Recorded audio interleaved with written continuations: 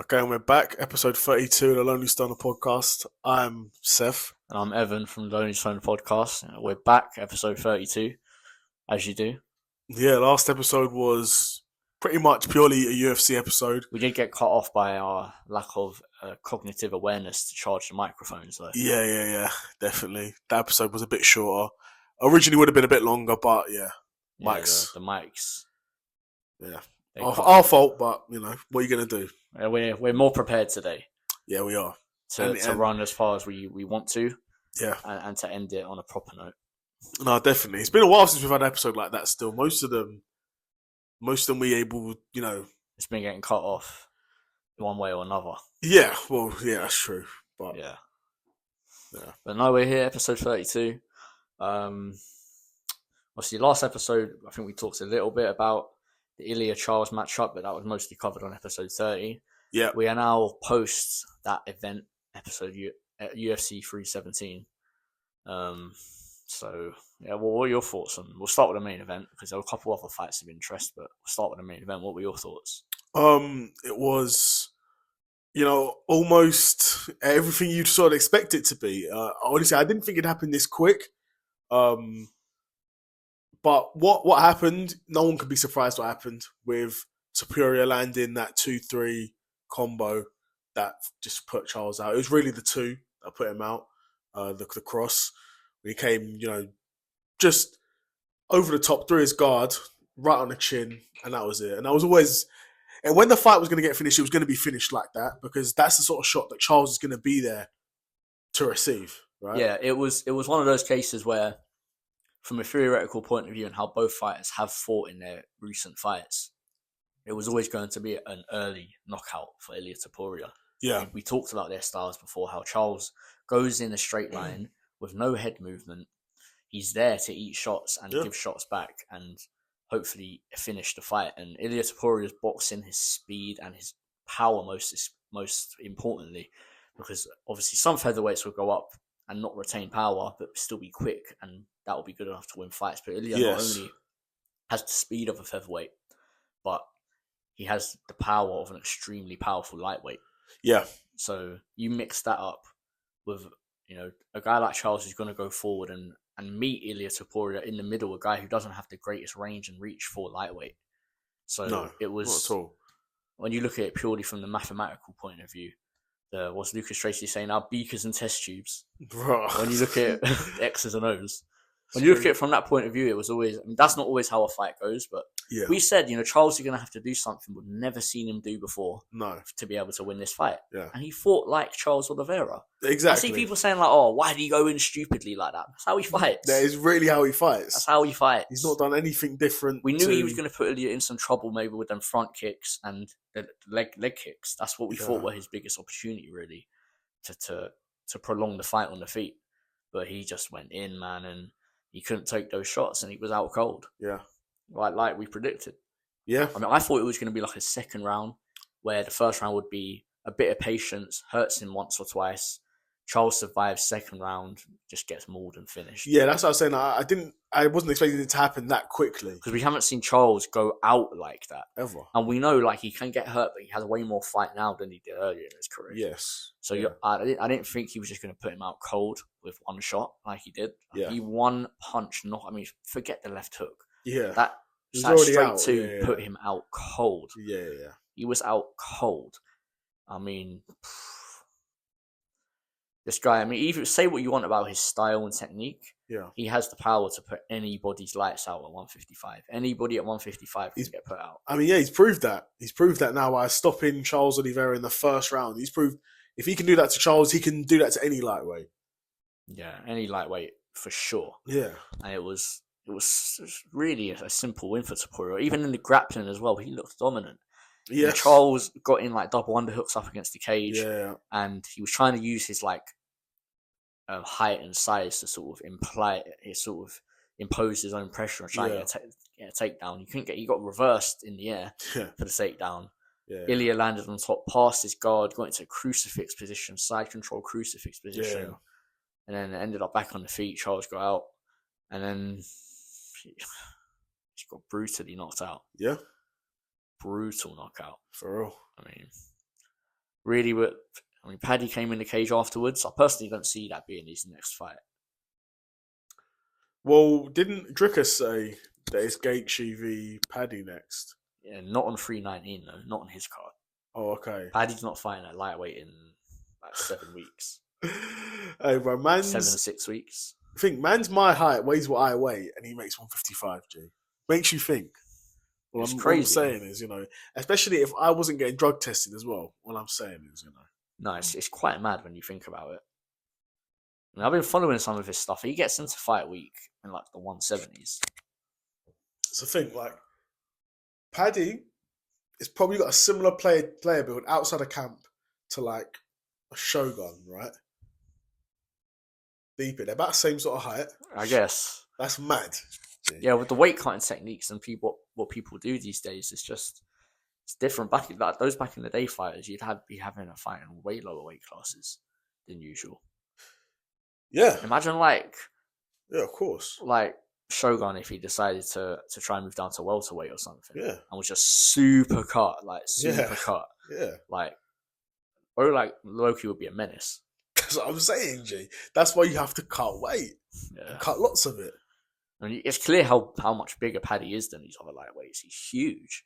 But even you see him on like camera and stuff, you're thinking he doesn't look that big. But then when he's in the cage with like Bobby Green and Michael Chandler, you're like, Jesus. No, he's massive. Ever since I've first seen him, like on camera, like I always thought this guy's big for 155. Even like when he's clothed, I can just sort of see like the frame. Like I think like he's literally my height, my weight outside the camp. Like I see, obviously if I got 155, I wouldn't look like mine, man. Man's look like an 8-pack, G. But yeah, see how on earth does this guy make 155 still? But he was a featherweight before. Wow. And even a bantamweight before that. So yeah. But he must have just been a smaller guy. I mean, he must be a lot younger than him. Yeah, obviously. He's not very old now. He's probably like 30 or 31 or something like that. Yeah. So he's really coming into the prime of his career, but... Yeah. I don't know, man. He's big for 155. Big, and he's very big. So, you got to think if anyone could take a shot, it's got to be him. But take a shot from Ilya. And that's what I'm saying. If anyone can do it, though, it's got to be like one of the biggest guys in the division. I mean, I personally think that Paddy beats Justin Gaethje if he fights him. What do you think about that? I think Paddy will win. In terms of Paddy's definitely got the momentum. Looking at it stylistically, but yeah, maybe. Well, Gaethje can still. If it's a 5-round fight, I'll favour Gaethje. Yeah, because Gaethje will not really slow down. But then again, even in the grappling, because Paddy's so big, I think Paddy would have him in the grappling. I think, again, bro, the only person who I think he doesn't have in the grappling is probably Arman. And I think Arman's the best wrestler in the division. Arman, I agree. I think he's better than Islam when Islam was at lightweight, because he's at welterweight now. That's why Arman is the toughest question at lightweight, G. Always has been. Yeah, he did lose to Gamrot, though. We've all got losses, bro. Kevin Lee's got losses. Yeah, he got more than most, though. Yeah, man's getting slept in PFL now, isn't it? God damn. Is he get sent to the Shadow Realm in PFL now? Yeah. He came in at like short notice as well. Yeah, and fought apparently just some killer and got violated. Banged out. Yeah, and I guess that. He does need to retire though. Not worried about Keith Lee. No, but if Paddy's up next for Ilya, it should be Arman, bro. Like it should be Arman. We talked about this on episode. They need to figure. I think MMA Guru said something like, "I would call up Paddy, Gaethje, and Arman for all of them a number one contender fight." Yeah. And if two of them say no and one of them says yes, just whoever says yes gives the title fight. Hear it. If two of them say yes, then they fight, and you just fuck off. Yeah. Whoever said no. What if they all say yes? They all say yes, then one night tournament, innit? No, that would be cold. That would be cold. No, you probably do. I don't know. Then it's completely up to the UFC. That's the problem. Then they have all the cards, and they can do whatever they want. That's the problem. That's why you got to have multiple governing bodies, like in boxing. At least 4. No. At least 4. Why do that? Because you need that competition. If you have like a Turkey Alex Sheik to just buy everything and make it calm, then why not? Yeah. Exactly. Why not? No, but might as well move on to the co-main event. Who was the co-main? Pantoja defending his title against Carl France. Yeah. Pretty easy fight for him. Yeah. Third round submission. I think that's near enough what I perfectly predicted. Yeah, Pantoja, man. He's just levels above, sort of. It's like when DJ was champion. It's just easy to pick him. Yeah. Because he's just that good and that much of a lock. Yeah. The thing is, I think I said on a previous podcast, him and Merab have the same problem where they've pretty much run through their entire division. What each guy needs to do is move up and fight for the above weight class, the belt, innit? But if each guy did that, they'd lose. If Pantoja went to 145, he'd lose to Merab. And if Merab went to 145, he might lose to Volk. Yeah, I think Merab, though, you can't doubt. That's the thing, he could do it, though. You can't doubt Merab. Bro is on, what's his win streak? 13 fights or something. Yeah, it's mad. It's mad. But if that was in boxing, that's regular. Pantoja is on a fat win streak as well, and he's beaten most of the top guys at his weight class. Same with Merab, so. They both need to move up. Yeah, they both have one more title defense. Yeah. They should just fight each other at this point. That'll be a good defense for Merab. It would be, yeah. Very good defense for Merab. Yeah. And he'd win as well. I think he would, yeah. Because, he's way bigger. And if you can't stop Merab the machine, man, I'm done picking against him. Yeah. I'm done. But the only way to beat him would be to knock him out. And it doesn't look at anyone at 145. He can be hurt. He's been hurt by Marlon Moraes. He's been hurt by Henry Cejudo. He can be hurt, so I think that's exactly right what you said. You just have to finish him. Yeah. But we know Pantoja's fighting Van. Yeah. Who obviously won just before this fight. Yeah. Beat Brandon Royval. It was a pretty close fight. Yeah. Pretty close unanimous decision. I did think Van won. Yeah. But it was a good fight. Okay. It was a very, very good. Have you seen it? No, I only watched the main and the co-main. I got fight of the night. It was a very good fight. Okay. Let's check it out still. But yeah, of quite a war, to be honest. I think they landed the most significant strikes ever in a 3-round fight. Wow, that's good. So it's cold still. But yeah, obviously Van won. Asked to be able to get in the cage with Pantoja if he wins. Oh. It happened. They're fighting next. Van is very young, younger than us.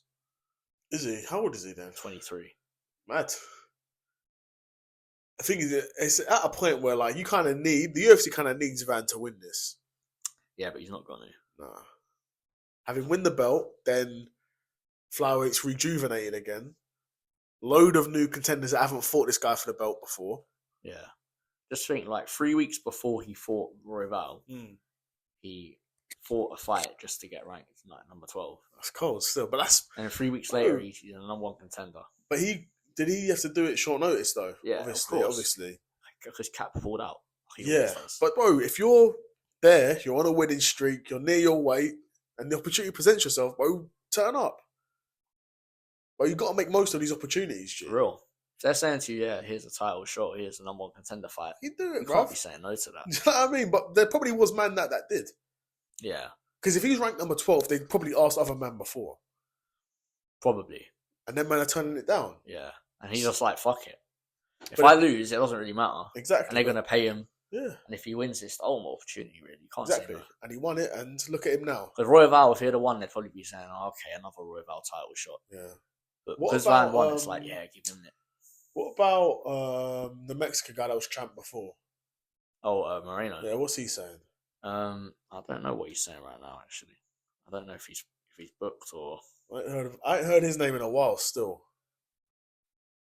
I have to find out what he's on.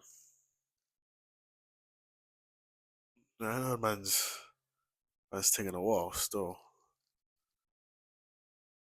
Well, he's on a little 2-fight win streak. Oh, man. Amir Albazi and Steve Erceg. Oh, okay, Steve Erceg. Yeah, that was his last fight. When was that? March. Oh, that was recent. Was a fight night. I remember this. Oh, that was recent then.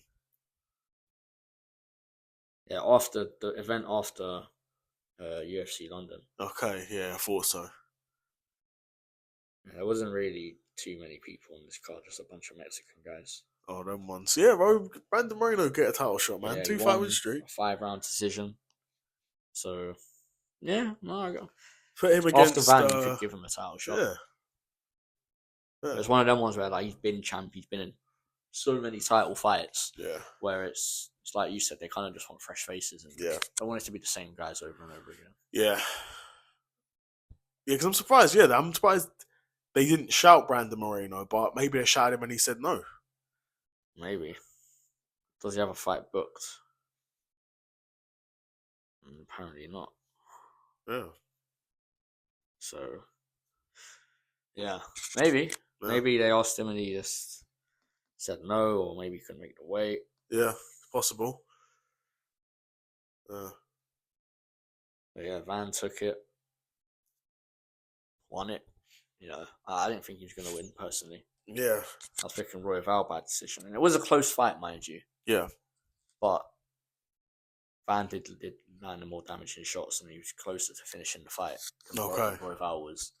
So I have to check it out. So, because like I said, I ain't seen the fight, so yeah, I'm going to check it out. I mean, I ain't seen the rest of the fights. Those two fights are kind of together because it's one of them. Cage afterwards. Yeah, like I saw that after the Pantoja fight, like I knew Van won because he was in the cage, innit? Yeah. But yeah. Before that, though, you got the main man, Manny Moicano, losing. I ain't even seen this fight. He did lose. Okay, he dropped Benil in the first. Okay. Benil kind of recovered, but kind of just.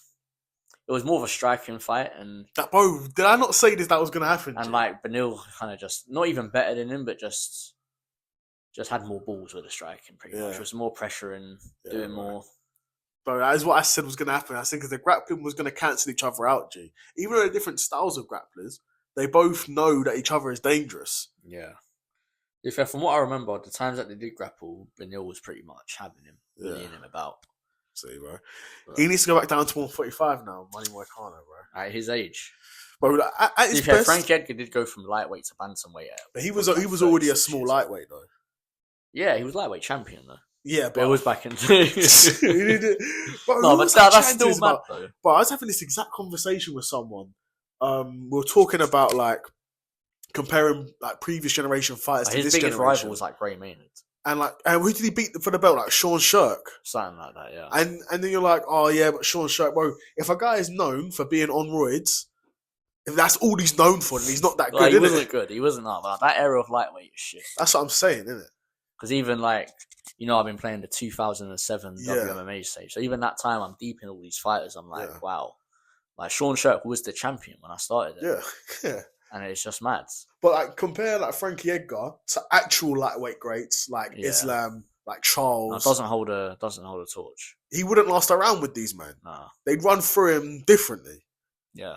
And then it was the same for other guys as well. Like who else? BJ Penn as well. Talking about BJ Penn, yeah. These guys moved down weight classes as well. Yeah. Frankie Edgar moved all the way down to 35. Yeah. BJ Penn went down to 45. Yeah. So it's just these lightweights they're just smaller-ish guys, but they're not cutting weight like that back in the day. Yeah, well, BJ Penn even fought at 170, innit? Yeah. Wasn't he a champion? He was champ at both weight classes, yeah. I don't think it was at the same time. No. But no, he was champ at both weight classes. But then he got then he fight GSP. Yeah. Yeah, man would have run through him still. I think it was more like back in the day he was champ. The early UFC days. Those times when GSP was coming through, I don't think he was champ in UFC. Nah. But I think he fought him for the belt, though.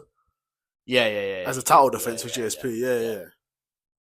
Now, he wasn't world champ, but he must have still been at a point where they were trying to give him more title fights. Still one of the biggest stars, I'd think. Yeah, back then as well, yeah.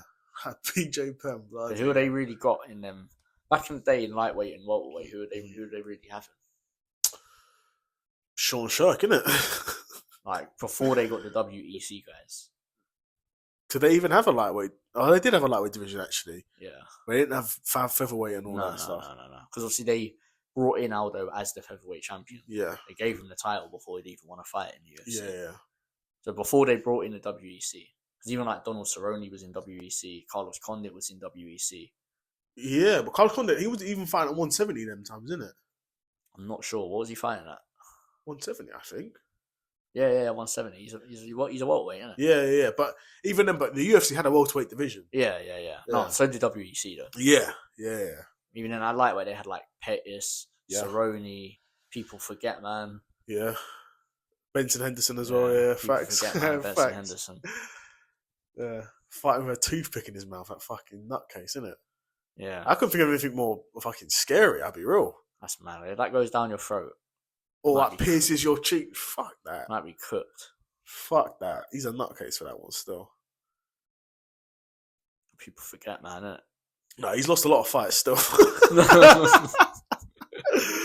He's been beaten up enough times. I feel like man was in good shape. Yeah. He was like very flexible. Very good. Like allowed him to sort of be better than his actual skill level was. Yeah. And he was decently fast and decently powerful for lightweight. So he could get by on that, but he was never anything that special. But that's what I'm saying. Like, he was regarded as one of the better guys when the technique level wasn't that good. Yeah. Again, like when you're seeing Benson Henderson, even now, like he got like what Benson Henderson be ranked in today's lightweight? Like top 15 if he's lucky. Not if he's lucky, bro. Top 15 if he's lucky. If he's lucky, like if you put up 10 to 15, these man probably all beat him. I'm thinking of the guys. I'm thinking, he's probably not beating these guys. Yeah. No, let me pull up the UFC rankings. I'm thinking off the top of my head, like Benoit Saint Denis, he's beating Benson Henderson. G. You think? Yeah. At this point in his career. Oh yeah, at this point easily. But even like a prime Benson Henderson. No. I mean like this point Benoit versus prime Benson Henderson. Yeah. Or maybe Benoit before the Poirier fight. Yeah, he's been kind of cooked recently. Benson Henderson will be cooked now as well, G. No, not. But obviously, we were talking about prime Benson Henderson. Yeah. I'm saying prime Benson Henderson now in the UFC would probably be cooked as well. Because what is he like? Or is he just an athletic guy? And to be fair, he's got a decent chin and he can take a shot as well. But like, what else, man? Lightweight. Yeah, lightweight. Yeah. Although he did fight at 170 as well towards the end of his UFC run. But again, he was fighting guys who were pretty much like nobodies. Number 50. You know about Grant Dawson? Grant Dawson, name rings a bell. He's a bit average, I'll be honest. He's all right. He's ranked at lightweight, but. Do you think Benson Henderson would beat him? What could Benson Henderson do to beat him? Nah, if it's a 5-rounder, I'd probably give Benson the edge because he's got more stamina. But yeah, but in a 3-rounder, to do what? To just win the last couple rounds. With what though? What do you mean with what? Like you're not talking like man has no arms. Like he's got arms, but like he's not. Or like, he's got no legs. Like he's a nugget. No, he's athletic, but like in terms of his technique, man did win fights. Like but he did lose to get to a lot of guys as well that weren't even that amazing. No, I'll be honest, it would be hard for him to be ranked. Who's 14? Who's 14? 13? Benoit. Yeah, Benoit beat him, bro. Michael Chandler's already beaten him, G. Yeah. Exactly. He's already beaten him, G. Moicano. No, Moicano beats him still. Fiziev obviously beats him. Yeah, he mollywop him, G. Beat Peak. Paddy Pimblett. Yeah, Paddy runs for him. Benil Dariush. Dariush beats him, yeah. Gamrot beats him. Hooker beats him. And then you're getting top of the elite guys who obviously would beat him. So you're saying maybe number 15 beats Benson can beat. Yeah. So he'd be extremely lucky if he got even some of the guys outside the ranking. That's what I'm saying. Stylistically, would just like that Bobby Sadikov who just had that crazy fight in Azerbaijan. I don't think he'd beat him. He's unranked in lightweight. See, like he wouldn't beat Mauricio Huffy. Nope. No chance. But that's your guy, though. Yeah, he's cold. Nah. No, we don't really have much else going on that UFC card. Yeah, we're really talking about Benson Henderson, isn't it? People forget, man. Oh, forget, man. He was a savage. Well, because he invented calf kicks, isn't it? No, you know what? Back in the day when I was training MMA, right, you wouldn't throw calf kicks because a calf kick was almost seen as like a poor leg kick. Yeah. Like you shouldn't if throw you a kick. If you threw a leg kick like that, they'd be like, "What are you doing?" Like, yeah, that's not how you throw it. You should be throwing it like higher. Even the way Pereira throws it, just swings his leg out super low. Yeah, super low, just in his stance. That's the thing. No coach will train you how to fight like that. You kind of just have to discover it, and that, because MMA is such a young sport, there's techniques that are being discovered and transitions and different movements that are always being discovered. Because even the way Ilya fights, nobody's ever fought like that before in MMA. I don't think anybody's really fought like that with that much of a heavy boxing style in MMA. Maybe like I don't know, maybe like Bobby Green. Yeah, but different. But yeah. I know what you're saying. I don't think anybody really thought like that. Nah. Well, James Toney did because he had to. Well, because I was going to say other than actual boxers who came into MMA. Diaz brothers a bit. Diaz brothers, yeah, but they also sort of have their own personal style with it. Yeah. Well, I was going to say like Jack Della kind of does, but he uses more kicks. Yeah, he does kick as well. Yeah. Ilya, it doesn't really make sense for Ilya to kick. I'll be real, because even at featherweight, kicks, really. Even at featherweight, he's still small. Like he's only 5'5". It hurts his style to use body and head kicks. It would hurt his style.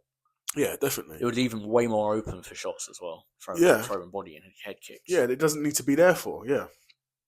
He can keep everything tight with his boxing. Everything. Yeah. He keeps his chin down, his shoulders high. Yeah. He's so much of like a juggernaut. Yeah. It's hard to even get clean shots on him as well. And he did eat like a dirty elbow from Charles. Yeah, he did, yeah. And when I say he ate it, he ate it. Yeah, that's not still. Yeah, I'm not trying to do that still. Absolutely ate it. Yeah, I'm never trying to do that in my life, ever. All respect. Could you imagine? Nah. It's a dirty elbow. Yeah, fuck that front over the top elbow. Yeah, fuck that. Crazy. Never me, man. Yeah. Your guy Anthony Yard's gonna be fighting again though. Oh yeah, I did see that news. Was he fighting for a world title? Yep. Love to see it. For the WBC world title against David Benavidez, so are you thinking that should just be a title defense for David Benavidez? It's hard, I'll be real. When I first saw it, I was like thinking, yeah, it would be. But the more I think about it, the more I'm like, bro, you never know. I don't think Anthony Yard has a chance. He's got a chance. He's definitely got a chance. But with the WBC title, it's interesting because David Benavidez's last fight was for the interim title, right? The main champion was Bivol, who vacated it because they made Benavidez is mandatory, but Bivol wants to rematch Beterbiev. So he vacated WBC. Benavidez was upgraded from interim champion to world champion. So he never fought for the world title, which is cold. He got given the world title. Yeah. Because he was the mandatory number one challenger. The champion wasn't trying to fight him. Okay, so the champion gets stripped. That's it. Why is it they're still not making that fight, Bivol versus Benavidez? They probably are. They're probably working on it still. Okay, but Benavidez has been booked. Yeah. Against Anthony Yard. But, the WBC did want him to fight Bivol. But Bivol was like, no, he's waiting for the Beterbiev fight. So now Benavidez has been made the world champion, and his first title defense will be against Anthony Yard. So they're trying to do a trilogy of that, Bivol and Beterbiev. Yeah. Okay, makes sense. Yeah. It's 1-1, right? Yeah. Then, so now, Anthony Yard v. David Benavidez. Now, you've got Anthony Yard, who's got 3 losses in his career. One against Kovalev, when he fought him in Russia. Not the worst loss. At all. Fighting Kovalev for a world title in Russia. And had, in my opinion, a very good experience he had at the time. Exactly. Well. In my opinion, a very good performance and won a number of rounds against Kovalev. But by the end, he was exhausted, innit? Like, Kovalev was landing clean shots on him, but you could tell it was a thing where man was just... He got knocked down and he just didn't have it in him to get up. Like, he was gassed. Yeah. And that was, I think, the 10th round. And then he lost to Beterbiev. Again, you know what I mean? Again, Bivol. No. Beterbiev. Oh, yes, Beterbiev, yes, yeah. A guy who beat Bivol. Exactly, yeah. But Beterbiev, and at that time as well, he had knocked out everyone, so he stopped Anthony Yard. Yeah. Right? But again, it's a thing where Anthony Yard came to fight, obviously, but Beterbiev is just Beterbiev, isn't it? Like, he's just going to soldier. He's just there. Yeah, and he's stopping everyone. Yeah. And there's nothing you can really do to stop it still. Other than stopping him. Exactly. Other than, what Bivol doesn't have to. Because Bivol's a different beast. Exactly, yeah, for real. And then he lost to Lyndon Arthur, right? Yeah. And that was during lockdown. It was a behind closed doors fight. Not behind closed doors. Like, he was recorded. But there was no audio, there was no crowd there, innit? And he lost that fight.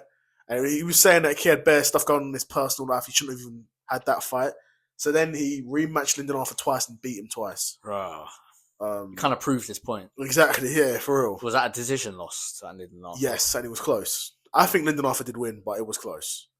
So really, if you're taking into consideration that one of his losses with Lyndon Arthur, he won the trilogy. Yeah. And then, so other than that, he's only lost to Beterbiev and Kovalev. Yeah. I mean...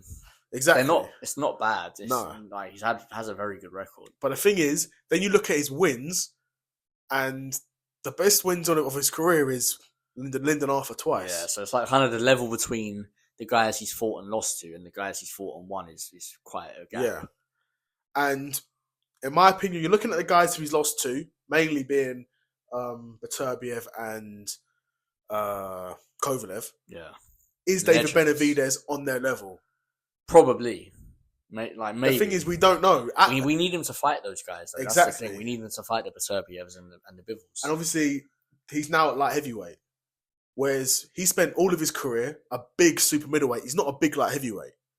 He was a monster at 160. Yarde is a very big. Yarde's a big guy. Like Yarde's got the physicality to bully David Benavidez. Now, nobody David Benavidez has fought has been able to bully him. No, for the obvious reasons, the way he fights, he is the bully. Yeah, but does Anthony Yarde have the punch output to statistically keep up with a David Benavidez over 12 rounds? Probably not. So he'd have to stop him, really and truly. He'd probably have to stop him. And now, is Yarde a big enough punch to stop him? We'll find out. Because it's going to be a good fight, really. It's a very good fight. Like, at first, when I saw him, like, yeah, Benavidez is going to win this. But the more I look into it, I'm like, I don't know. It's kind of like another nice opener for Benavidez at light heavyweight as well. Like, find a guy like Anthony Yarde. If you beat him, then you kind of prove that you're deserving to be a top guy at light heavyweight. Yeah. So you beat Anthony Yarde, and then you have to fight either Bivol or Beterbiev next. You think so, but he was apparently supposed to be in talks to fight Callum Smith, who's, I believe Callum Smith is like a WBA interim champ or WBO interim champ.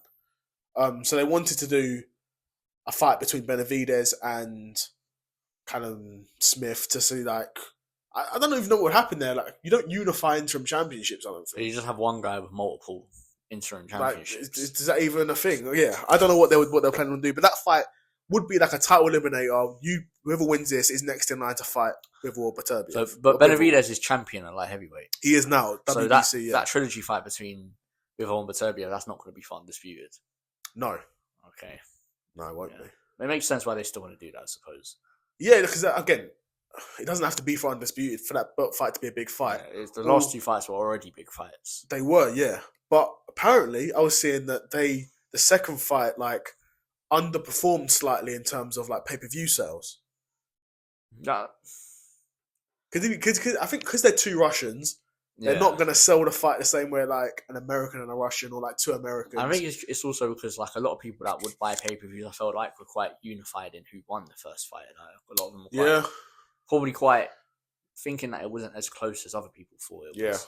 So you have the people who bought the first pay-per-view, you're just purely out of intrigue, and then they think that, okay, Beterbiev is the better guy, so I'm just not going to buy the second one. That doesn't bother me or whatever. You might have those sort of situations, but... Yeah, it does happen. I don't think it had the same sort of marketing that the first one had. No, it didn't. I feel like they felt the first fight would market the second fight within itself, but maybe it didn't as much. Nah, maybe not.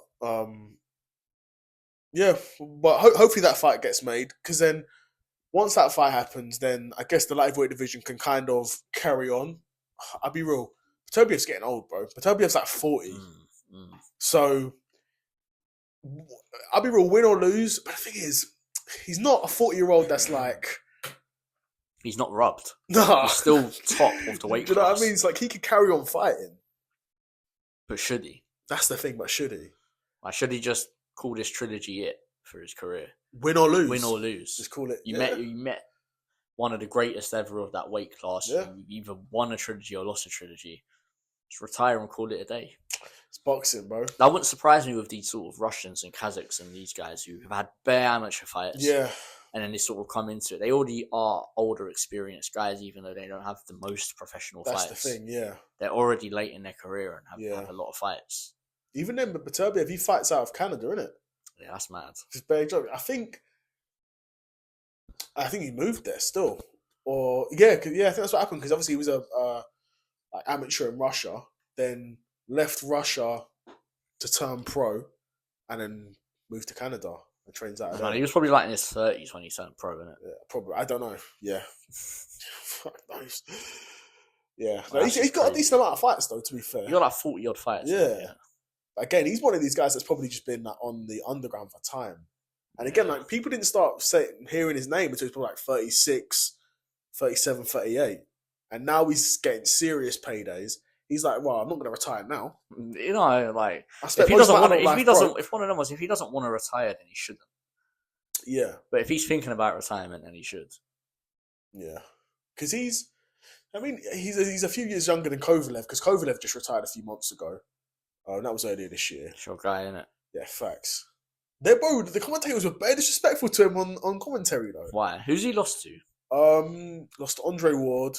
He lost to... that's not bad. Andre Ward was fucking cold. He lost to Canelo. Okay.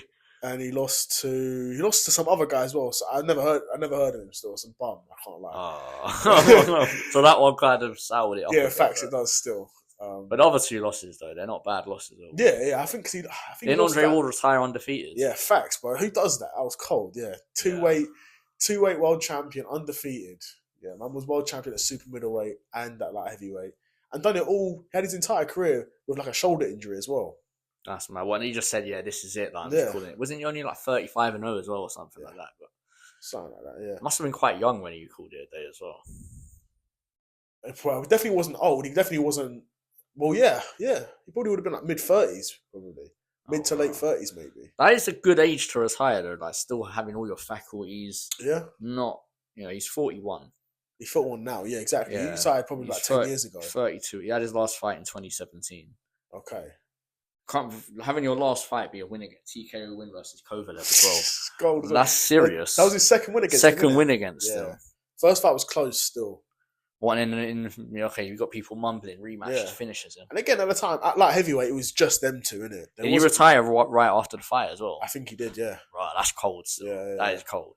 And again, it was them two, because at light heavyweight at them times, there was no one else there. I think that's why Andre Ward will always be like known as, not like a GOAT, but as one of the top guys, never lost, had a great career. Oh, I'll be real. It feels like a lot of men forget about it. He really is a people forget man boxer, though. A lot of men don't chat about it. He shouldn't be, though, really. No, he shouldn't be, not at all, bro, because... He shouldn't be. He's beat a lot of guys.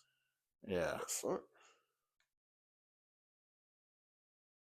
Yeah, no, he's beat a lot of guys. Cole Frock, which is a good win. Yeah? Was it? That was in the I don't Super know most 6. of these guys, but... He beat Cole Froch. I'm thinking... he beat Cole Froch in a tournament, It was the Super 6 Muhammad Ali Super Middleweight Super trophy. 6 World Boxing Classic. Yeah, beat Cole Froch. Bro, that's a huge win, G. Beat Arthur Abraham in the semi-final. Yeah, again, these times, like, these divisions, they weren't super stacked. So a guy like Arthur Abraham would be like a semi-respected contender these times. And he was decent, Arthur Abraham. He was a decent little boxer, to be fair. That's what I'm saying. In boxing, you get these guys who no one knows about, who weren't necessarily world champions, but are cold. Yeah. Because that's just how serious and aged boxing is. It's so set in to the sediment of how people live life. Like, boxing has been an extremely serious sport for like over 100 years. Yeah, it's mad when you think about it still. Yeah, when you think about, like, even like the skill difference between boxers now and in 2000, so 25 years ago, it's not even that much of a skill difference between now and 2000. No. But if you look at like MMA, for example, it's like night and day. Yeah, 100%. Any MMA fighter from the year 2000 would not stand a chance against any fighter that has fought in the UFC. Yeah. In like this year. Yeah. No chance. It's true. So I really for me, that goes to show how boxing is just so. It is what it is now. It's not. You're not going to have much evolution in boxing now. No, probably not. You're going to have guys that physically are going to present different challenges because. Like, you compare... You always have unique fighters. You're always going to have unique fighters that are going to have, like, special, like, their versions of things. There's going to be an evolution in terms of, like, the way boxers' personalities form their styles. But, yeah, like, you're right. In terms of, like, your fundamental techniques, it is what it is when it comes to boxing. Yeah, because the way boxing gets taught as well, it's consistently the same. Yeah. It's not the same. Obviously, everyone has different styles and different... like drills and techniques and stuff that they do, but in terms of like what you're fundamentally trying to do and get your fighter to do, it's really the same. Yeah, and it has been for quite a while, and that's because boxing's been around for so long. It's such and it gets to a point where like what works. Yeah, literally. I mean, I'm sure that every sort of technique has been tried in boxing. And every technique has either failed or not failed. Yeah. So we have this landscape of techniques and what works for different fighters. So much information and data to look at. And yeah, that's why we can have these boxers that no one would even ever heard of, but are just so good. Yeah. No, Andre Ward had a hell of a career, man. Yeah, not that Andre Ward is one of them, but no, the guys he's fighting, for example. Yes, yeah, exactly. Can be so good, and then no one was like, someone will be like, "Who's that? I've never heard of him." Who's like me? I've not heard of a lot of these guys, but that doesn't mean they're not good. Yeah, definitely. But yeah, Kovalev, he had a couple losses on his in his career, but yeah, bro, the commentators, they were being better disrespectful. They were like, yeah, throughout his career, Kovalev's not taking care of his body. Like, bro, who are you, bro? Like, was you ever a world champion, bro? These commentators, they're violating, saying like, they're trying to suggest man was like an alcoholic and all that, but who isn't, bruv? You know? So what? That was in Russia as well. Yeah, facts. In April. Oh, yeah. They're taking the mick. Bro, that was streamed live on like YouTube. I was watching it on YouTube, G. 7th round stoppage. Yeah, I done this thing, bro. I made a side quest about it. He lost to some guy called Robin Serwan Safar. Yeah, that's criminal stuff. And then lost to a guy called Elida Alvarez. Oh, yeah. Got finished by him. Yeah, that's bad still. And other than that, he lost to Canelo. Yeah. Andre Ward twice. Yeah. 5 losses. Yeah. It's not pretty. Wins? How many wins is that? Like 60 something? 60? Is it? How many wins? 36. Oh, was that it? Oh, 36. Oh, okay. But still, Andre Ward was the first guy to beat him. Yeah, again, yeah. And beat him twice. Yeah. But the first fight was close. And yeah, the second fight. Even the second fight, there was some controversy still. I think one of them did like a low blow. That was a bad low blow. It might have been like Andre Ward done a bad low blow to Kovalev and then stopped him. Maybe. I can't remember. I have to rewatch that fight still. Yeah, no, he's 42. Yeah. So I guess like that. Yeah, commentators violating him though, saying like he's not taking care of his body, bro. They need to leave him alone. Like, who do they think they are still to be violating Kovalev? His retirement fight. You know what I mean? In Russia, and like man's got you out there, and you're taking just it way further than it needs to go. Facts. Now Kovalev was a very entertaining boxer to watch. Still, a crusher. You don't get a name like the Crusher for nothing. Still, no, you're going out there to bang, G. You know these nicknames in boxing as well. They don't just hand them out willy nilly. Not like a Lionheart, innit? Right. No, man definitely gave himself that nickname. Of course, no one can watch him fight and think of Lionheart. Yeah, man, Lionheart. Yeah. But the only fight I can think that actually does kind of display that is the John Jones fight. Yeah. Where like man could have got the Aljamain Sterling treatment and beat John Jones. I would have done that shit. Yeah. You crazy. Yeah. Even if I rematch him and lose to him. Yeah. That's a payday. Facts. That's a fucking payday, mate. Yeah, bro, because he That's would have millions. Wait, so he would have got a win bonus for that, no? Yeah. Bro, he fumbled, G. Yeah. He could have basically just said, like, I don't feel good enough to continue. And they would have gave him the DQ win. He fumbled, G. I would do that. Are you mad? He fumbled. So as much as I want to violate Aljamain Sterling for what he did, yeah, I'll do the same shit. I would, yeah. And the thing is, he won the rematch. Yeah, well, yeah. Aljamain did, but... Yeah. Yeah, there would be rematches regardless, but... Yeah. Like, Anthony and Lionheart Smith would have rematched John Jones, and that would have been a big... Yeah. He would have got bread from that. Of course, yeah. Win bonus from the win. Fight as a champion. Yeah. Against John Jones. Yep. I'd be like, yeah, man, I'm only fighting him with pay-per-view points, mate. Yeah. You crazy. That's what I want. Facts. Because John Jones now is still one of the UFC's bigger stars. Yeah. Yeah, definitely. You know? And he's just a big star by proxy of having been champion for so long. Yeah. Being the face for so long. Yeah. There's nothing about him that is actually that like entertaining and that much of a big like money sale thing, but apart from his style, his style, but not in his recent fights.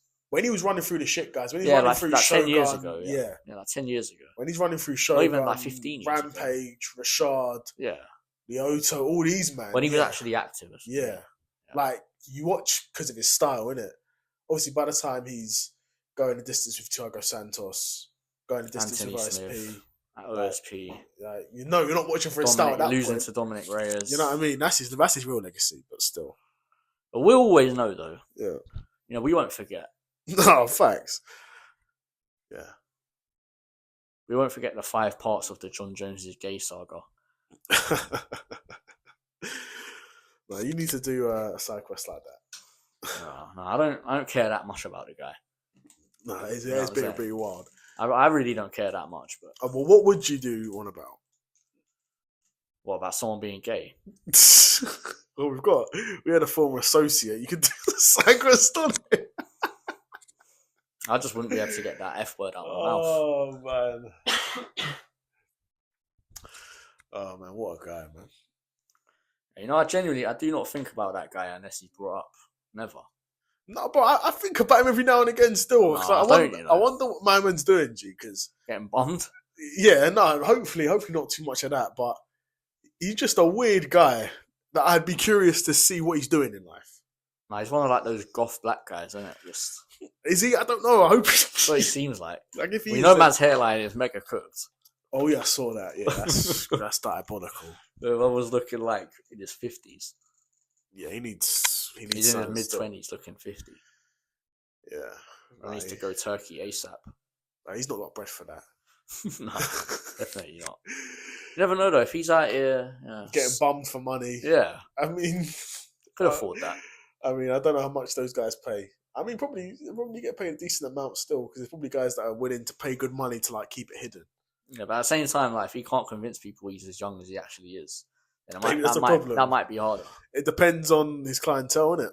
Depends, yeah. Yeah. What they're into. You have to rate the clientele, though, innit? Well, of course. People are really out here, like not even doing what they need to do, but just sick. It's absolutely sick, twisted things.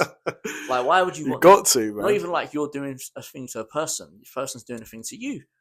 Yeah, bro. Like doing the craziness to you. Different strokes. Pause. Like I'm sure us in those early episodes, I've gone about what happened when I was locked up, but. What? Oh yes, yeah. When I was baking off in yes, yeah. If you really want to hear all those stories, you can go back and listen to them early episodes. Early episodes, man. How early would that be? Like 5, 6, the first 7? couple. Yeah, I would have been the first. That would have been the first few. That's jokes. Yeah. Well, I remember because around that time was when I first started doing side quests. Still, not probably like 4 to 7. Yeah, that's what I'm saying. Yeah. Not literally the first couple, but around there. No. 5, 6, 7, 8. Yeah, because like I said, that was around the time I started doing side quests, isn't it? Mm. And since then, gone absolutely ham. Bang, just doing it. I think the playlist has got like 200 and something videos in it now. It's ridiculous still. Well, like if anyone wants to know your thoughts on damn near anything, they can facts, bro. Oh, yeah. I was just all about MCU tier list. Oh, okay. Facts. Oh, political video. Yeah, facts. Video about the stock market, financials. Okay. That's all, man. No boxing video. Facts. No, someone did comment on the DCEU tier list, right? I think I saw that actually, and I might have to make a video responding to that still. Right. Because man's saying that the Snyder Cut is better than James Gunn's Suicide Squad, and that's completely wrong to me. I'll be real. Like I much more enjoyed James Gunn's Suicide Squad. For me, it's purely about the length. The quality of Snyder Cut is better than the quality of James Gunn's Suicide Squad. I don't know. I don't know if it was like if it's just the length, like I'd much rather watch the Suicide Squad. So, but if that is the only thing alone, doesn't that make it a better film? Yeah, no, it does. It does, but the quality I'm talking about, like the quality of the Snyder Cut, is better than James Gunn's. The quality of what the story? No. Then the quality of what? But it's just the aura. Of the course, characters, but the more it's the Zack Snyder's doing this thing. I hear it. Like I don't get. I'm a guy who's hated on the Snyderverse before. I think it's overrated. Yeah. But I guess I just don't rate the Suicide Squad as much as you do. Yeah, no, that's a top tier film for me still. It's just decent. It's not top tier for me. It's all right. I think I probably put it in for the DCEU tiers. I probably put it in like S tier still. I rated the Peacemaker show over that. Yeah. Peacemaker show was cold still. That's coming out like August. I have to rewatch the first season. Bear season 4's out as well though. Yeah, I need to watch that as well. Yeah, that's on Disney Plus, right? Yeah, I've been watching that. I'm on the last episode still. Okay, I'll need to watch that. Yeah, I've got at least. I've got something to watch now. Cool. Yeah, facts. The thing is, because I'll like slap it on, but I'll be fried So it's like, it's hard for me to do. If I wanted to do like an episode by episode review, it'd be hard, isn't it? You have to properly pay attention. Yeah, maybe thanks. even take notes. I'm slapping it on Friday. So I might just review the entire season. Yeah. But the thing is, I don't keep my memory. Certain shit. My memory's cooked now, so there's no point. Yeah. And I think if you try to remember something, then it just makes you remember it less. But look, if you're just naturally taking it in, you're going to remember it more. Yes. Yeah. But no, I'll have to start watching the Bear. Like, I knew it was coming out like end of last month, innit? Yeah. It's cold still. And I knew, I need to watch it. Yeah. I've rated the show. We've talked about the show before. We have, on this. Like, it's quite underrated, to be honest. You don't really hear a lot of people talk about it. Yeah, it did win a lot of awards at the last like TV award show. But I feel like only now it's really getting some recognition for how good it's been. Yeah, and we're at season 4. Yeah, no, it's a very good show though. Is this going to be the last season, or did they not confirm that? Really, I don't think they've confirmed that. There probably will be a season 5. The thing is, I want to see. Apparently, the ending's mad, isn't it? I'm on the last episode. I'm like halfway into the last episode. It's pretty mad. Waiting to see it's already pretty mad. So I need to see. It's looking mad. So obviously, the heart of it, it's like about a restaurant and that, but you also have much more serious tones outside of it. So, bro, at the end of the day, it's these people that are like, for whatever reason, they find themselves at this restaurant, right? Because they're all on like individual journeys. They're all there for different reasons, right? So like, Kami's there for a certain reason. Sid's there for a certain reason. Tina's there for a reason. That's good that every character has their own built-in motivation and why they do things. They're not just NPCs who... But at the end of the day, they all love the place where they work, innit? And they want to make it work. Yeah. It's wholesome, dude. It's bare wholesome. It is a wholesome show still. Yeah. And there's bare like natural interactions on the show as well with like nothing. A lot of it seems like maybe even improvised. Yeah, it's weird. Yeah. Like, a lot of it seems like a bit too natural to almost be. Especially with like the main characters. The main characters have really got some good rhythm between them. Which a lot of good actors as well. Though. Yeah, very good actors. Yeah, that suit their roles really well. But they've had like mad people come through. They had like John Cena on episode. That was in last season, isn't it? I mean, he was good though. Yeah, exactly. He's a good actor. Yeah. Brie Larson's in this season. Oh, is she? Yeah. For like I know. The woman from Peep Show was in the last season. Adam Warlock from Guardians was in it. Yep, he's in it as well. Very cold. Yeah, he's very cold in it as well. You get a few guys pop up. Bro, even the guy who played Kami's old head chef, he's cold as well. Yeah. He was like, went up to him, he was like, "Oh, you give me panic attacks." Yeah. Unclutch your pearls, isn't it? Facts, bro. Unclutch your pearls, dude. Yeah. That was cold still. He violated them with that. Yeah. No, I need to use that one still. I need to use that one. Dude, unclutch your pearls. Yeah. No, I need to say that to some things still. She'd be like, what? You don't even know. Just go over her head. Yeah, I'd say that to her too. That's what I say to these things. I say to these things like, you'll get that. Like, I'll say it to him, and they're like, "What?" I say, "You'll get it like next Tuesday." Like, you'll get it. You get it one day. Yeah, and they're like, "What does that even mean?" Yeah, I'm just, some of these things are just too.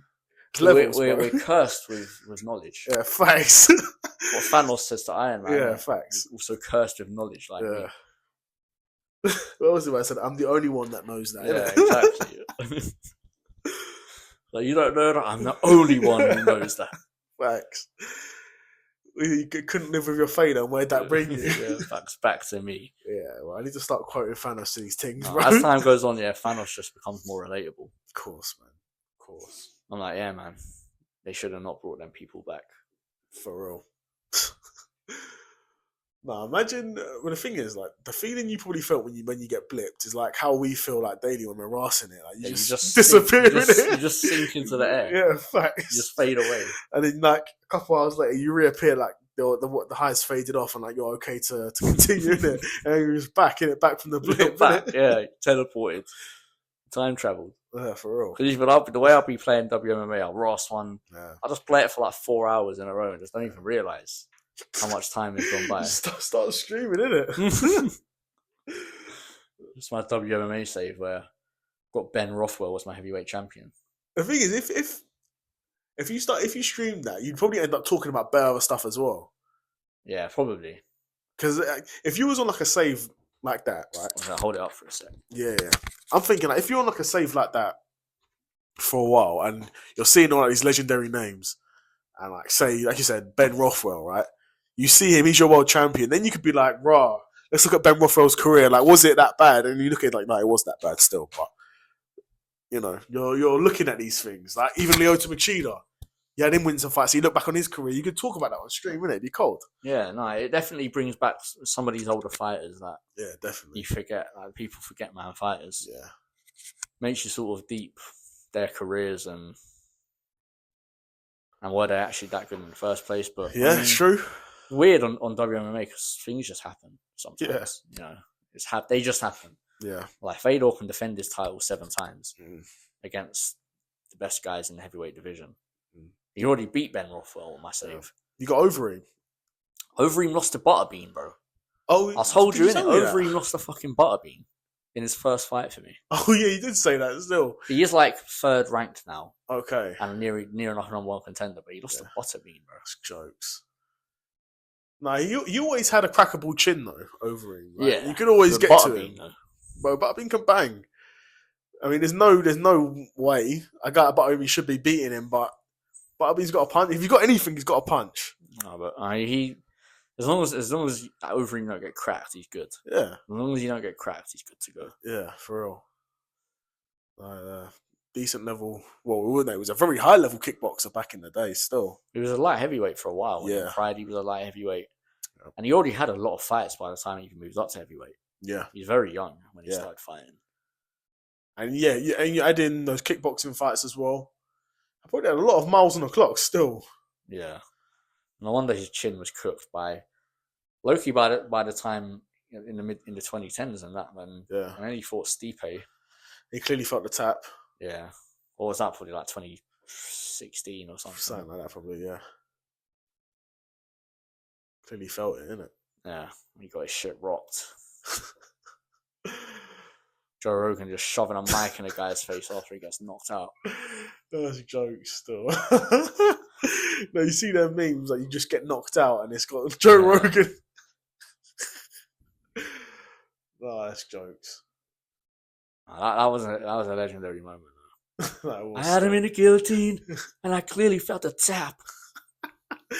Isn't like and they just show him the replay, and then Joe Rogan's like, "No, there was no tap. Like you're wrong." And then Overeem's just there, like he's just been knocked out. He doesn't know what the fuck's going on. He's fucking gone, bro. He's geeked. Yeah, he's gone, bro. He's geeked.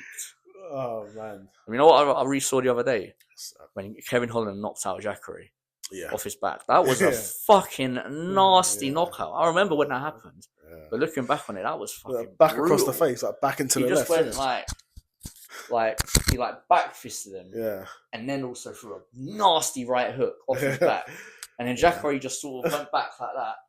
Like for those that can't see, sort of just faded backward, looking up with his eyes rolling in the back of his head.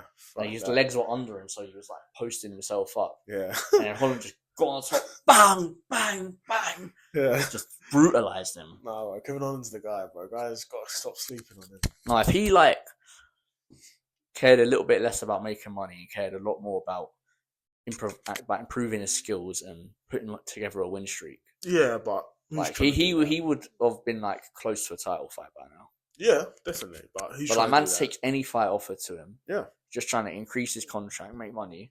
Which is it's fair enough. I'm not saying you shouldn't do that if that's your goal, but think about him.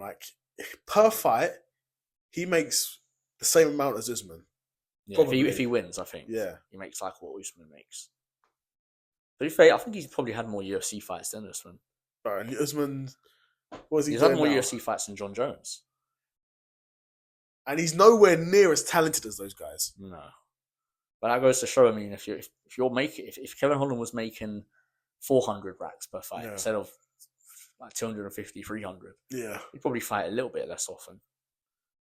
Maybe not, though. Exactly. You never know with him, innit? Maybe not. You never know. If man made 600k for a win, surely you're thinking, I don't need to fight in 8 weeks. I wouldn't. I don't think he would either, but yeah. Probably not, yeah. But I guess if man loses, then it's okay, now I have to get back in there quickly. Okay, innit? And like we've spoken about, when his losses, he doesn't really take bear damage. No. So he can be win or lose, he can be back out there in 8 weeks.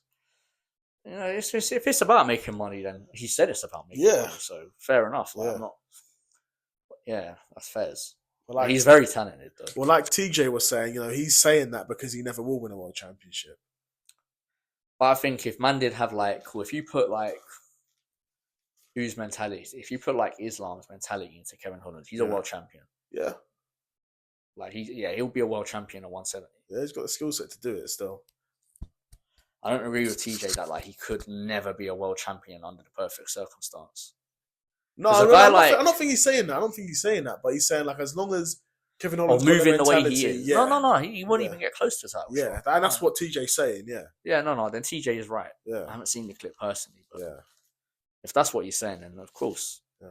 If you're just taking any fight offered to you, then you're fighting as soon as possible every time. You're not preparing properly. You're just trying to make a paycheck. Yeah, you're literally at that point. His focus is probably just literally making weight. I guarantee there's a decent amount of his fights where, if he hadn't have essentially just quit out so easily, he could have come back and won, but he wouldn't have been able to fight as quickly as he did. It's possible. Very possible. I think he's clearly prioritizing being able to come back quickly over winning a fight. You reckon? Yeah, Loki, I agree. Yeah, I agree. Because if he's starting to get really beat up or he gets put in a submission, there is no crazy fight to come back. He's just like young Charles Oliveira. Yeah, he'll just quit. He'll just call it a day. Man got guillotined by Anthony Pettis. Charles Oliveira did. Oh yeah, which is mad. Was that 145? No, 55. It was it? Yeah, Pettis didn't fight at featherweight. He did. What in UFC? He did. Did he? Yeah. After he was world champion. And he was losing at lightweight. Yeah, maybe that was at featherweight then. I think it was at featherweight. Might have been. I thought it was a bit later that he started fighting at featherweight. I thought he started fighting at featherweight pretty much the same time Charles went up. I don't know. That's what I'm saying. I don't know. Maybe I don't know. Who knows? But they did fight though. Maybe it was at featherweight. I'm sure it was in Reebok gear. Yeah, maybe. He did guillotine him though, didn't it? I'm pretty sure. So, yeah. Yeah, man, that Pettis. But Charles has been submitted a fair amount of times. Yeah. He's just got good, well, not just, but good offensive grappling as well. I mean, offensive submission game. I think it's pretty much probably his grappling is sort of the same as his striking, where he's just taking risks. Yeah, forcing scrambles, yeah. Just doing the madness. Yeah, which is why him v Gaethje is an interesting fight. Well, Charles v Gaethje. Well, rematch. Yeah. Where they are in their careers as well, it's probably more of a competitive fight. Obviously, I think the UFC would rather do Paddy. Well, that's what they're going to do, Paddy v Gaethje. That's what they want to do, yeah. So then obviously... That'd probably be UFC 320. Yeah. Number one contender fight. If Ilya isn't fighting Arman in the meantime, then he'll fight the winner of that. Yeah. Maybe end of the year. If I'm Ilya... Quick turnaround for all these guys. These guys don't quit turnaround that quick still. No. I wish we'd be able to get a number one contenders fight and a world title fight before. Well, number one contender fight in what, September? Yeah, and then a fight in December. Bro, these guys don't turn around that quick. They should, and they could. You think Gaethje or Paddy? I don't know. Should he? Yeah, for Paddy, that's a tougher turnaround. I think. Yeah, the way he blows up between fights. Yeah. Oh, Paddy's a big boy, bro. I rate Paddy. So what are you thinking? They run that number one contender fight between Paddy and Gaethje, and then they run Ilya Arman in the meantime. That's what he should do, yeah. Because obviously Arman hasn't fought in time, wow. And Ilya took no damage against Charles, so he could be coming back closer to the end of the year. Yeah, he wouldn't have to fight as early as September. If Ilya fight Arman in September? Yeah, that would be too soon. Yeah, it would be. So it'd be their fight would be closer to the end of the year. Yeah. November or November in New York or something. Yeah. Who knows? And I'll be real, Charles probably shouldn't be fighting. Charles probably shouldn't fight. Maybe he could fight at the end of the year still, but Charles, I'd even say he should come back next year. He should take some time. Yeah, he shouldn't. He probably shouldn't made bare money from that fight. Yeah, you'd think so, innit? I Yeah. can't remember what the payouts were because the payouts got announced, didn't it? What, for 317? Yeah. Oh, so I think probably got at least $1 million though. Yeah, because Kakar France got $1 million. Yeah, no, Charles definitely getting Yeah. at least 1.5. Yeah. Ilya probably got a few mil. And Pantoja got like 2 mil. I think Ilya got like 4 mil. Yeah, that seems about right. Yeah. International Fight Week in Las Vegas. Supposed to be biggest card of the year. Yeah. What's that? The next one? 317. Yeah. The one that yes, yeah. Yeah, it was in Vegas. Yeah. International Fight Week. Well, why do they even call it International Fight Week? There wasn't like there was bare cards or anything. I don't really. There was quite a bit actually. To be fair, what was there? There was the Jake Paul one. Yeah, but International Fight Week is supposed to be like Deontay Wilder. I'm not Deontay Wilder. No, but I think back in the day they used to have like 2 pay-per-views back to back. Who, the UFC? Yeah, like during they'd have like one just before, or just after International Fight Week, and one during.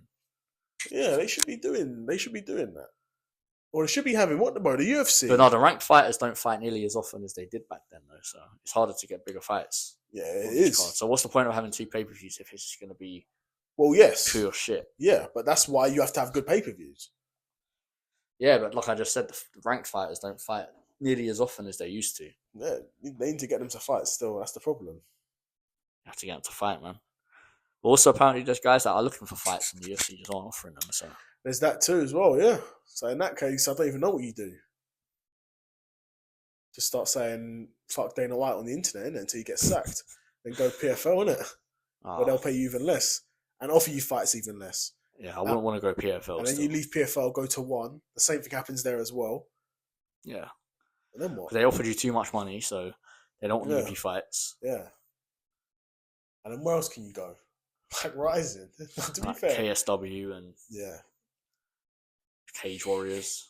Yeah, but Cage Warriors needs to give us tickets though, man. Their highest paid guys are probably like some of the lower paid guys in the UFC. Yeah. Or the lowest paid guys. Yeah. With like 10 bags to show and like 2 bags to win or something. Something like that, yeah. Yeah. And probably that's like the highest paid guys. Yeah. And it gets to a point, I think, where like once you're like a really high level guy there, you can't even get fights no more. Yeah. Because you just don't, that's why those guys always get plucked by the UFC. Yeah. Those like Cage Warrior champs. Yeah. Because it gets to a point like... Even Ilya was featherweight champion in Cage Warriors. Yeah. And he fought for the bantamweight title, but he missed weight. But he still beat the guy. Yeah, that's cold. But... Yeah, like even a guy like Ilya just demolished everyone in Cage Warriors and then had to go to the UFC. What about your guy Nathan Wood? Bro, yeah, he kind of been scummed a couple times in his UFC career, but he's good. Well, he was bantamweight champion at Cage Warriors still. Was he? Yeah. He's a featherweight now, isn't it? Yeah. I can't remember. Maybe he was featherweight at Cage Warriors still. I thought he was always a featherweight in the UFC. I don't know. Why do I think he was a bantamweight? He might have been. It might have been because he's trained by Brad Pickett, who's a bantamweight. But I don't know. I man, that Brad Pickett. Yeah. No, they are guys, though. Yeah. I watch I know. like their YouTube channel a little bit. Yeah, because I was there for my man's last fight, innit? And Brad Pickett's. And... was Brad Pickett's last fight against Marlon Vera? Yeah. It's mad, innit? And I was there for my man, the English guy, who just talking about the kid, the featherweight. Oh, Nathaniel Woods' last Cage Warriors fight. Oh, swear? Yeah. Oh, that's quite cold. Brad Pickett was his coach for it. Oh, okay. Yeah. That's how I know. And was he champ there then? Yeah. Okay. Yeah, he was champ. That's quite cold you saw him before he got in the UFC, though. He was quite hyped up. Yeah, no, bro. He was bare hyped up. He was champ. He defended the belt. And after the fight, like in the post-fight interview when he's in the ring, the crowd's been chanting UFC, innit? Yeah, as they should. Yeah. Soon come. Like, Cage Warriors need to give us tickets, though. What's up with that? They're just bougie, innit? Nah, bro, I'll be real. If we shouted... Biggest MMA promotion in the UK. I reckon if we shouted some of these small MMA companies and told them we're an MMA podcast, we want to cover it, I reckon you'd be surprised. We just need to make the Lonely Stoner Fight League, innit? Yeah, facts, bro. Just have us commentate it. Yeah, through the speakers as well. It's holy fucking shit. Yeah, facts. Just every now and again you hear. For real. You hear that on the mic. You're going through the just a couple coughs here and there. Yeah, facts. No, it does get like that. Like they would say, oh, you should press the cough button, and be like, no, you gotta drink it in, man. Facts. It was like when I was at the leaving party at work, innit? When I was ripping the weed vape. The CEO's right there, bro. It's good for you. Breathe it in. Yeah, breathe it in, man. Don't look at me. Get in it. Don't look at me, like you gotta breathe it in. Yeah, facts. I'm doing you a favour, innit? There's a lot of shit going on, though. No, there is always, constantly. Even got Superman coming out next week. Fucking hell. Yeah, no, I might have to miss that one, though. Is it? Yeah. You're not rating it? Or you working? Busy as well, yeah. I hear it. No, I'm not even very excited to see it. No, but I am. I might just wait till it drops on the Fire Stick. Yeah. If you come out of it and you tell me, it's really good, like you have to see it, then obviously I'll probably rise it up. But I don't know. It feels like a lot of people ain't that excited for it still. It's definitely been like a fatigue though for these sorts of movies. Yeah, even if if this trailer came out in 2017, like I might have been gassed for it. Yeah. I might have been like, "Oh my god, this looks amazing!" But now we're just seeing everything. It's okay. Book sort of genre, and I'm just a bit fed up with it. Yeah, like even the next Spider-Man, I'm not looking forward to. No, I'm looking forward to any of it really. The Batman Part 2, I would be looking forward to if it didn't take so damn long. For real. That's been better long. What about Fantastic Four? I'm not looking forward to that, really. Yeah. No, I'm not really looking forward to that either, but I'm more looking forward to Superman than I am for Fantastic Four. Yeah, so am I. Okay. Yeah, but it's not that much of a difference. I think they're both looking pretty mid, in my opinion. I think Fantastic Four looks more mid. I think Superman's going to be much more grand. It's going to be more of a spectacle. I don't know. No, it should be. Yeah, no, it should be. Definitely. But the thing is, because with Fantastic Four, because the whole thing is in there, they're in like an alternate universe. The end of the film is going to be them coming to the MCU. And the kind of Thunderbolts ending did kill a little bit of that hype for the film as well, in my opinion. Yeah. Just because we kind of know that. Well, I think we all knew it already anyway, but seeing that in Thunderbolts confirmed it. Yeah, it's confirmed so the way they do it. Though I think they just leave their universe in pieces. Their universe gets done up by Galactus, because Galactus is supposed to be one of these beings that there's only one of them, isn't it? Apparently so, in the MCU. There is no multiverse version of Galactus. It's just there is one Galactus. Yeah. So maybe that villain will follow them to the main universe here, and maybe that will be more what the next Avengers is about. It might not even be so much about him. But that'd be just a waste. Yeah. Whatever they do, it's going to be shit.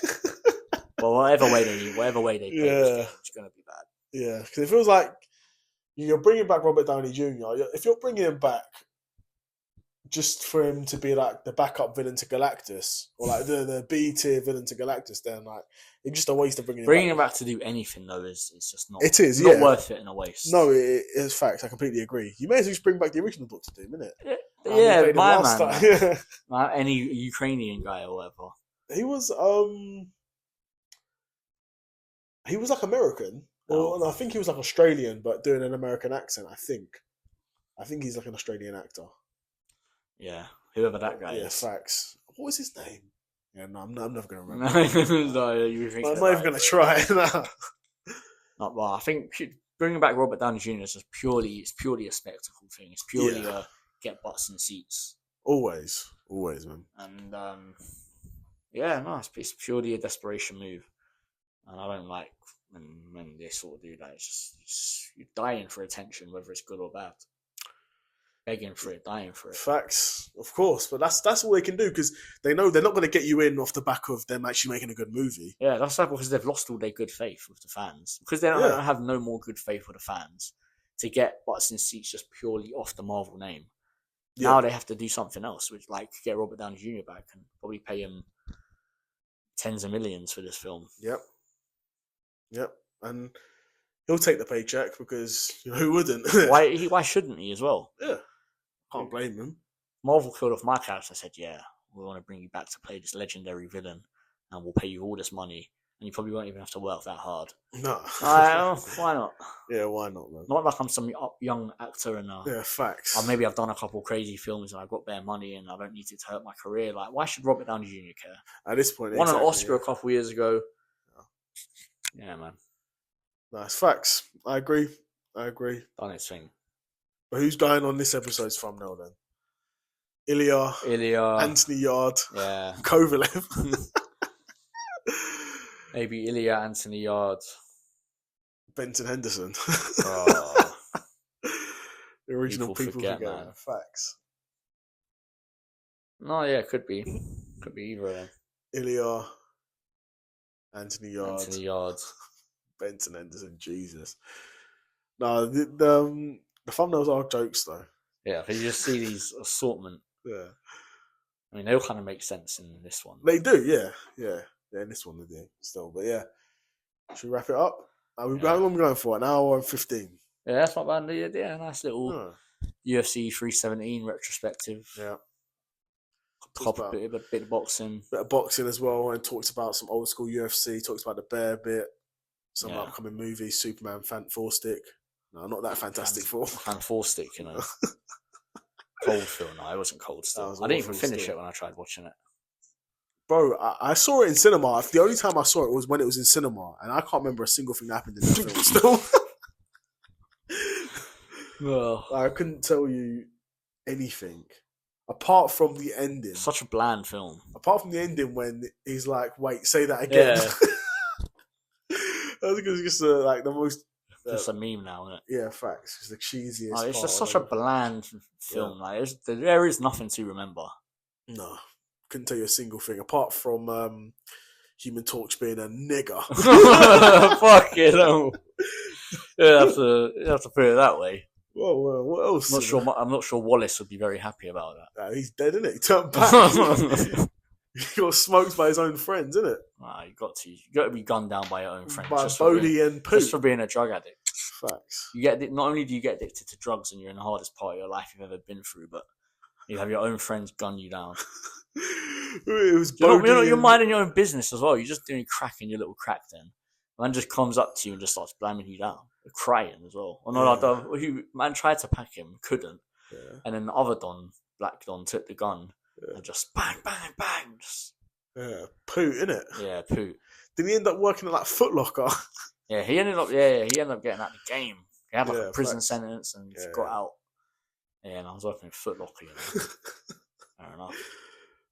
Well, fuck that, man. Rather be in the game, innit? Nah. Just got like Bodie, innit? Just get blammed to the back of the head. On the court, you just throw it where you're on these corners enough, you're gonna get blammed. Facts. Even if you aren't the target, but he was. No, he was. Definitely was the target. But it could have been avoided though. Man could have cut. Yeah, he thought it was his block, innit? Like he's just protecting his block. If he has to die doing it, then so be it.